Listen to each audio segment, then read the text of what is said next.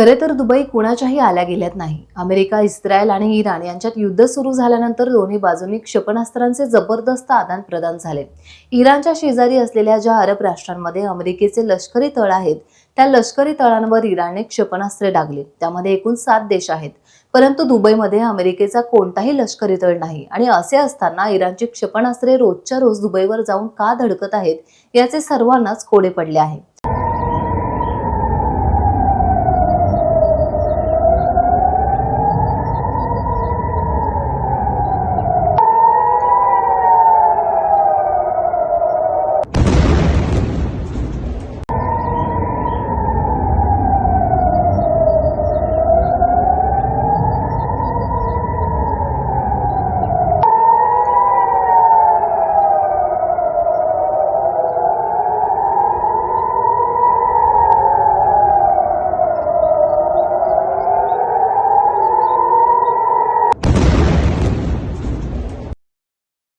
America, Israel आणि Iran यांच्यात युद्ध सुरू झाले तेव्हा पहिल्या दिवशी इराणने दुबईवर कोणताही क्षेपणास्त्र हल्ला चढवला नाही।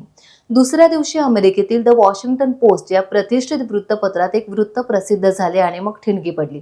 त्या वृत्तात असे म्हटले होते की सौदी अरेबियाचे क्राउन प्रिन्स मोहम्मद बिन सलमान यांनी अमेरिकेचे राष्ट्राध्यक्ष डोनाल्ड ट्रम्प यांचे सातत्याने कान भरले, त्यांना काही बाही सांगितले आणि इराणवर लष्करी हल्ला करण्यास अमेरिकेला प्रवृत्त केले, असे वृत्त वॉशिंग्टन पोस्ट या प्रतिष्ठित वृत्तपत्रात प्रसिद्ध झाले आणि मग इराण प्रचंड बिनसला।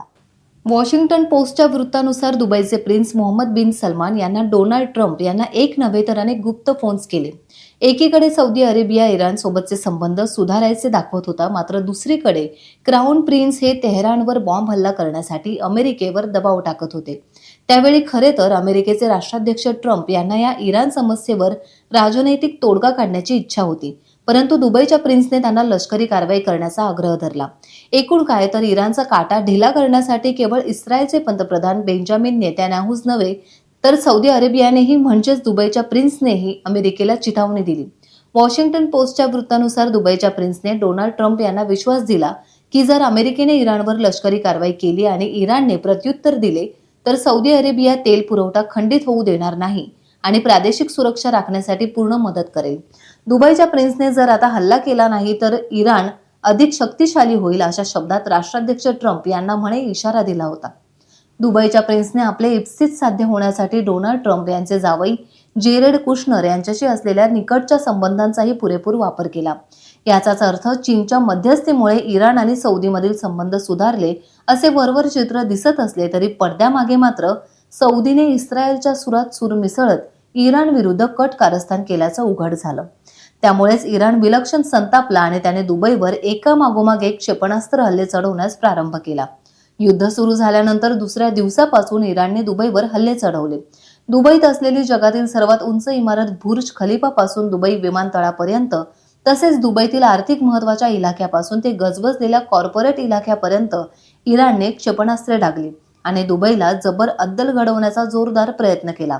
आता यातून सावरण्यासाठी दुबईचे प्रिन्स अन्य अरब राष्ट्रांशी संपर्क साधून प्रकरण मिटवण्यासाठी जोरदार प्रयत्न करत आहेत। टाइम्स डिजिटलला लाईक करा, शेअर करा, सबस्क्राईब करा आणि बेल आयकॉन दाबायला विसरू नका। Times digital.